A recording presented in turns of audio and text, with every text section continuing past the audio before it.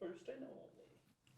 So now faith, hope, and love abide, these three, but the greatest of these is love.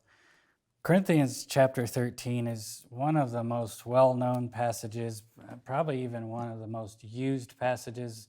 It's a go-to for a lot of weddings. There's been countless sermons on it. Many of us might even have a plaque somewhere in our house with today's scripture on our wall, but is this verse lived out as much as maybe it's displayed or often even gone to? And I'm not sure how you would answer that question today, but it's a question worth asking ourselves as we go forward. And in chapter 13, Paul, he's explaining the more excellent way that he mentioned in chapter 12, verse 31, that believers should desire these gifts. And his intent is to show that the Corinthians, he wants to show them that love is necessary in order to use the many other gifts that God gives us properly. So we've already seen the love of the Corinthians needed some improvement, right? I mean, in some cases they failed to show love, they failed to show respect, they failed to show honor.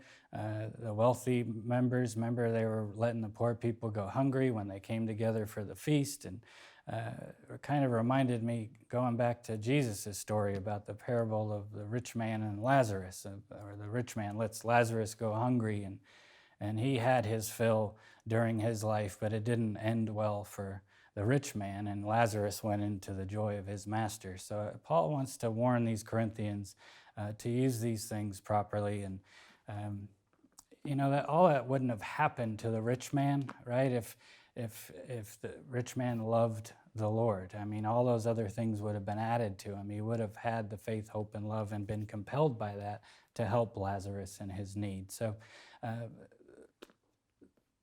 the three gifts here that we're talking about, faith, hope, and love, they really, Paul says to desire these things, and we think, why? Why would he say these things? Well, the Christian needs these things to compel them really to demonstrate the heart of God to other people. And the Corinthian church members, they had prided themselves, it seems at least, on the more kind of flashy, maybe even attention-grabbing gifts like speaking in tongues. So Paul reminded them the most excellent way of love, right?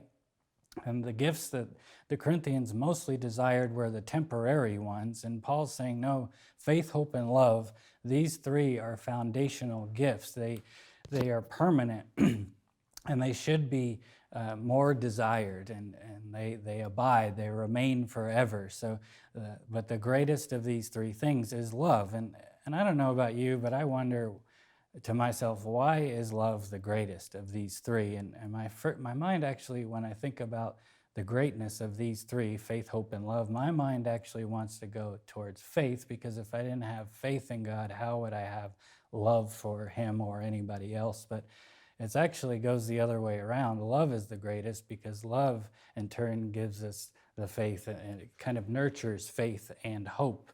So faith and hope are beneficial to me, but love actually spills out towards other people. So that's why love is really the greatest. And one day our faith will become sight. One day our hope will become a reality, and we'll always have, in fact, our love is going to be even more perfected when we get to heaven. But in the meantime, always a good opportunity to say, I have this verse in my mind and maybe even on my wall somewhere. Go to these things. We know that love is the greatest.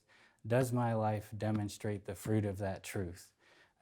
Lord, help us all in that end to be marked by this thing called love that not only is beneficial to me, Lord, my love for you, but that love helps me then love others properly the way Christ did. Lord, help us to that end. God bless you guys. Have a great day.